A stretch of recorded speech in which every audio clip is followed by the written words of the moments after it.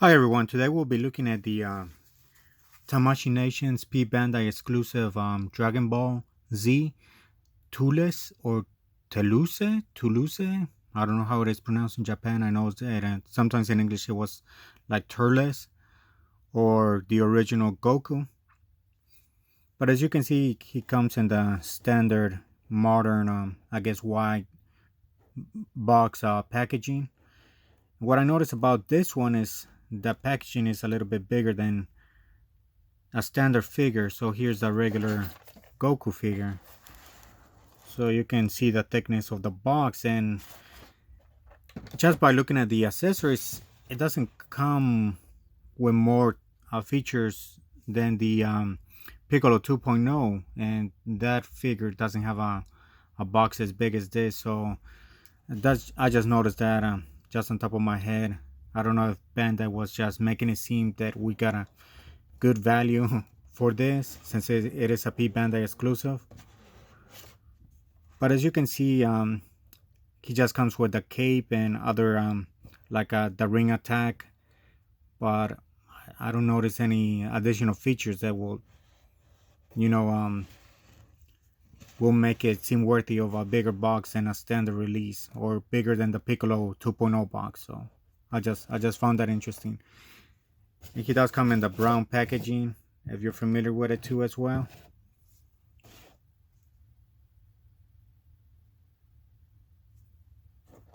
So let me take that figure out of the packaging. So here's some of the accessories that the figure comes with. So this is a set of hands and his attack ring. I don't know what it was called in the movies. So since he's non-canon, I guess they just decided to create a new attack for the movie that he's from.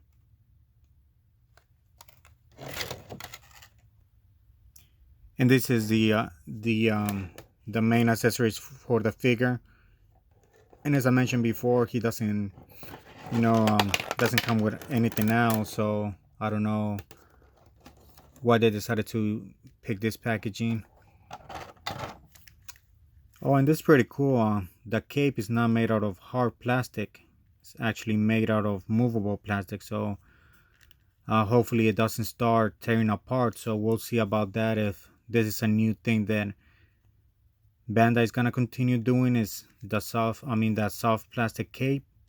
So we'll just have to see in the future how long it lasts. I don't know if it's painted or this is the actual color of the plastic. It's not white, it's gray, but I don't notice any shading or any other colors.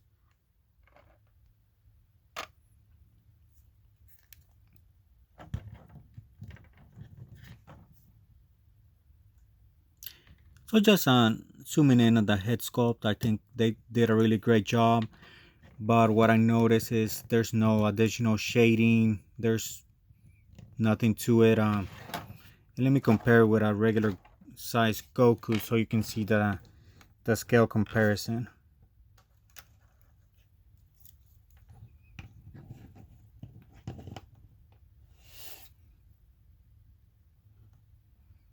So that's how he looks standing next to a standard Goku release. So that he did look bigger in the promo pic. So I guess it was just the pictures where I thought he was gonna be a little bit bigger than Goku. But as you can see, they're just the same size, or even Goku is even a little bit bigger.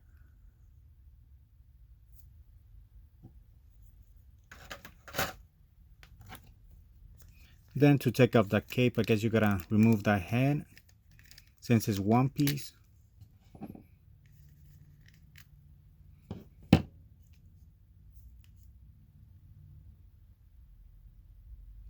As for articulation, I noticed this is I haven't seen this articulation before. I don't know if this is something new or it had been done on previous figures. So it's not very movable. I don't know what it's supposed to do because when you try to move the shoulders up, this is the shoulder pads don't really move up all the way, so they kind of seems like they get stuck right there. So I don't know how the new movement is supposed to work. So if anybody knows, just let me know in the comment section, because right now, I mean, they just move to this up and down like this, but pretty sure nobody's gonna want to display it like this. So unless you want to take off the armor, kind of make it sort of like Bardock, or I don't know, but it's just an interesting point of articulation for the new shoulder pads. So let me put back the head. And this is something cool too that I've been noticing in the new releases. Now the neck ball joint is one piece, so that's great, because I think a lot of figures were breaking from there. And so let me get a closer look at the head sculpt. So really well done. I think for articulation, besides the shoulder pads, it's just a standard articulation, the 3.0.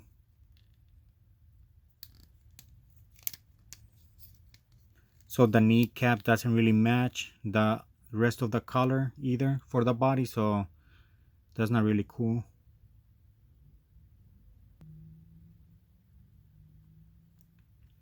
So I just fixed my lighting a little bit. Hopefully I can get better lighting in the shot.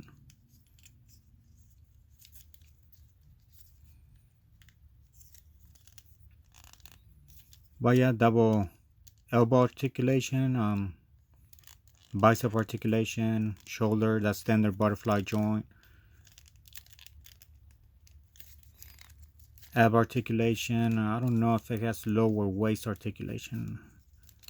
I don't think so. I think it does, but I think it moves all the waist armor too along with it. So toe articulation and the standard ankle articulation with the Saiyan armor. So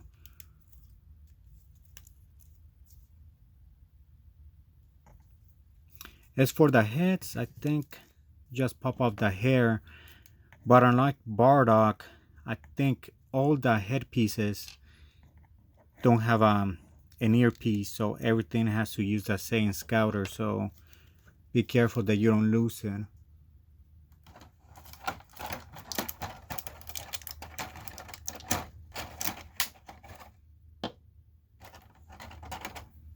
So here's one of the heads.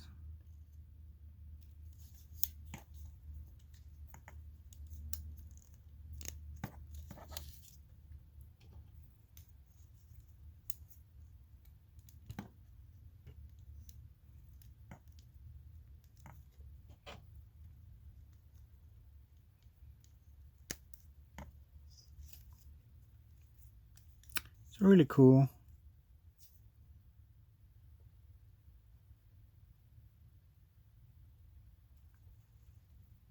It has a little bit of a classic animation from the earlier days. So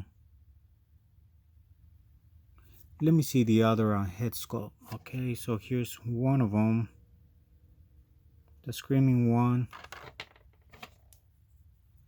And I forgot what is this in reference of. I think it's either when Gohan punches him, maybe.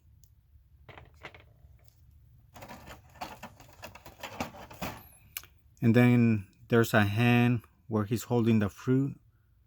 I guess sort of like their sensu bean from the movie.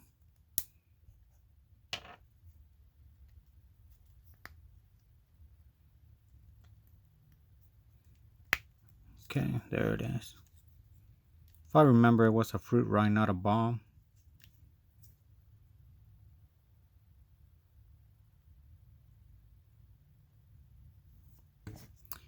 Yeah, and I've mentioned this is the other pack, so if you want to go crazy, it does come with an additional open fist and attack fist, so guess that's great.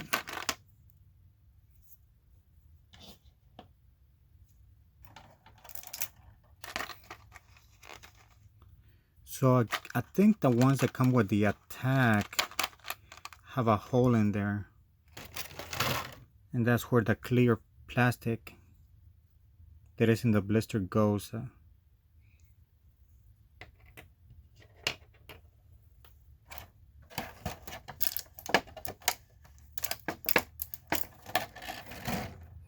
So these two pieces.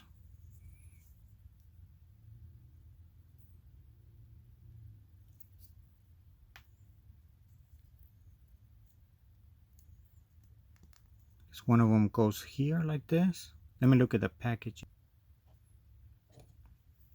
So based on this, I think it's only one clear plastic per hand, and then you can switch it off if you want to. I guess this one is like when he's holding it. Just want to put it there and get sort of like when Goku's doing the spirit bomb. And this one is more like when he's facing his enemies. So let me switch hands right now.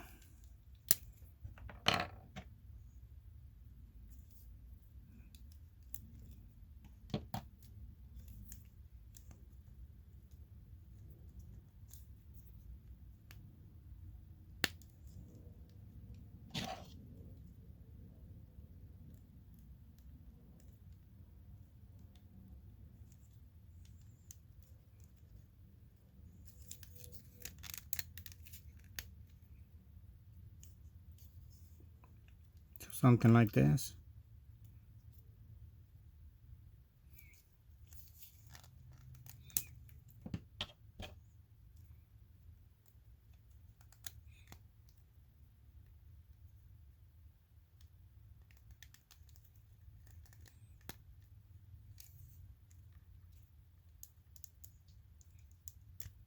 Let me switch it on the other hand.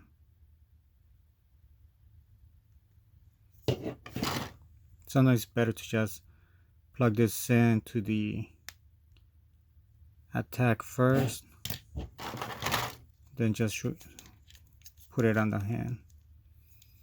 So as I mentioned before, if you try to move up, this is how it's gonna look on the shoulder armor. So it doesn't look that great. I don't know what Tamashi was thinking, or Bandai, whoever designs this.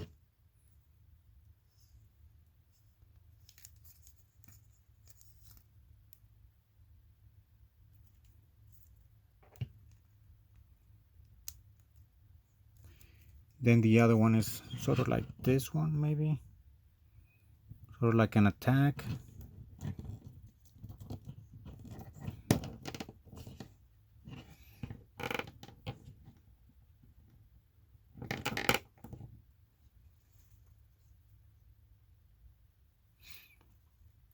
So overall, I do think this is a great release. Oh, before I forget, he does come with a cross arm, and I don't know if I really want to switch on it, but that's switch the arms, but it's a little great accessory too. I think that Tamashi has been adding to figures recently. But yeah, I think this is a great release. It is a shame that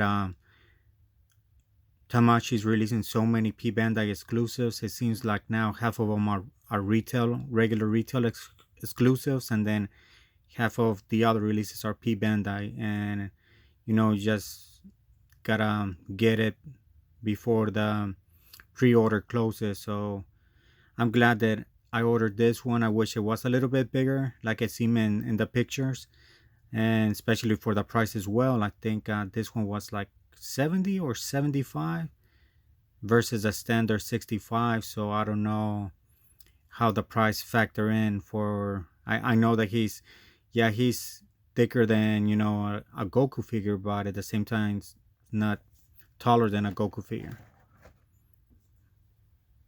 But yeah, this is a great figure overall, especially if you wanted like an evil Goku in a Saiyan armor. So he looks great.